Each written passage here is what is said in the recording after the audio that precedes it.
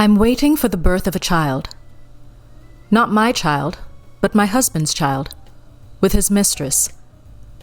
I find myself strangely excited at the prospect, as this is a momentous occasion for me as well.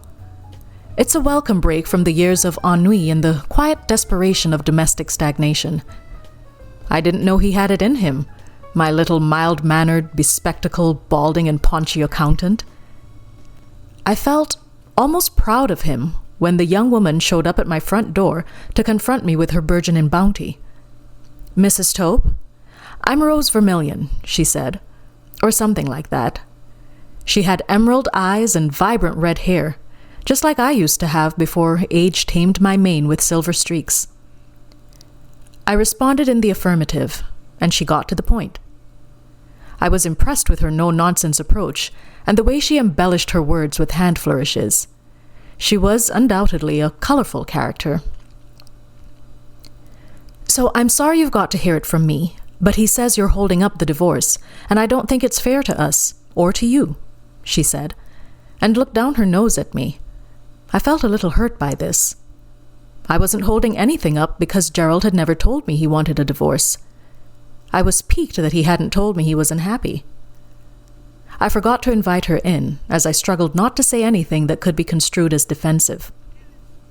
I rubbed my nose, and then glanced at my fingers still covered in titanium white. I must have had a nice snow-tipped nose now, and that struck me as funny, but I didn't dare smile. At last I remembered my manners and asked her in so we could talk. We walked past my paintings, completed works, works in progress, works that might be finished one day. They were piled up along the walls and on most of the furniture.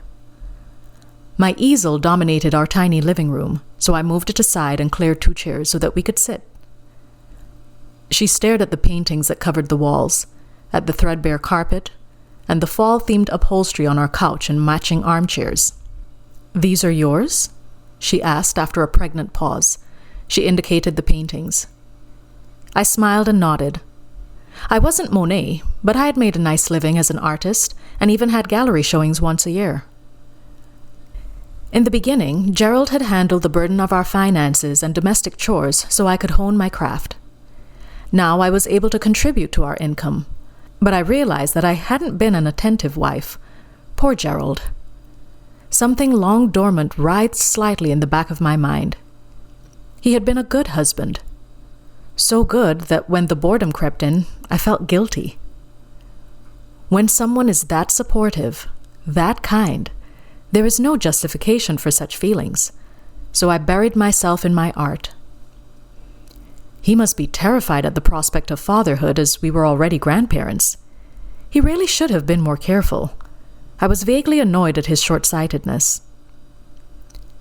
"He said you were a housewife." Her tone was subdued. I sensed she was disappointed somehow. I couldn't imagine why. I was certainly dowdy in my jeans and t-shirt and paint-covered kitchen apron. We sat silently, and I wondered if perhaps I had missed a cue. I should have been more angry and aggrieved, or cried in denial. The thing in my mind stirred and stretched. I felt it take a breath, revive. It never occurred to me to call Gerald. He was at work, and he would become alarmed and think there was an emergency if he saw our home number pop up. "When is your baby due?" I asked. I felt distracted by the new feeling unfurling in my psyche. "Our baby is due in November," she flashed back defiantly. I nodded politely. Still 7 months to go. Perhaps I could get our old crib out of storage for the visits. I wondered if the baby would have its mother's fiery locks or Gerald's dark brown hair. "Will you give him the divorce?" she asked impatiently. I blew out some air as I tried to wrap my mind around her question. My eyes fell on the work on the easel, and I suddenly saw the solution to a tricky stretch of stream I'd been working on. I itched to go over and fix it while I remembered, but realized that would look rude. Gerald is used to certain things, in a certain way. He'd never leave me. I wondered if I was still sure about that. He had certainly surprised me today. I realized with a little sense of panic that my routine might have to change if we divorced. I would miss his presence too. We were interdependent. She straightened up and thrust out her magnificent bosom. We're going to travel. He wants to visit Austria and Paris before the baby comes. I blinked. He hadn't told her about his chronic fear of flying then. I began to feel embarrassed. Did he have to create such a ludicrous persona just to bed her? She must realize, now she was in our humble apartment, that we were people of modest habits. I sighed. Could I be wrong? My cell rang, and my eyebrows rose as I recognized Gerald's work number. A knot began to form in my abdomen. He never called during the day for fear of disturbing my work. I answered. My breath quickened. May, I'm afraid I've got a bit of a problem. I should have told you before, but... He hesitated, and I could picture his light gray eyes creased at the corners with worry. A young woman may come to talk to you today. I just picked up a message from her, and I can't reach her. I can't stop her. I wouldn't have let her disturb you, but I didn't mean for it to go so far.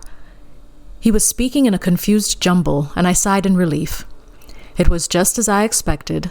The silly idiot had gotten in over his head. She's here, and we're chatting, I reassured him. I heard him catch his breath, and it touched me. She was staring at me, lips slightly parted, and I smiled. She shook her head, and I saw a blend of disgust and disbelief cross her face. I've made some foolish promises. He gave a laugh that hinted at hysteria. You're going to be a father again, dear, I remarked. He was quiet for a few seconds. I didn't think she would keep it. These young people have all sorts of plans. I didn't think it would be an issue. He sounded so ashamed. I'm sure everything is going to be fine. My eyes traced the stream on my painting, and I saw that I needed some river rocks to add depth. Maybe gray stones with a slight blend of sage green and cyan. Rose, I believe was her name, sprung to her feet, bristling with impatience. She said some other things that I don't recall, and I hung up on him and accompanied her to the door.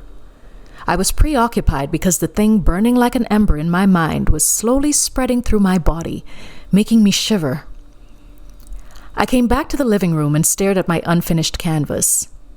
What it needed wasn't rocks. It needed light. An emergence of a sudden burst of light to illuminate the scene, bringing clarity. My husband of 30 years had cheated on me, and I was so emotionally comatose it had barely registered. Now, however, I could identify the feeling that had been reborn in me. It was hope, and obscene hope, wrapped in lewd excitement. I had my justification at long last. Gerald wasn't the creature of habit. I was. I realized I was looking forward to this baby's birth. It would bring new life into the world and into me. I hoped he would be happy with Rose. I was going to escape. To Austria and Paris. The end.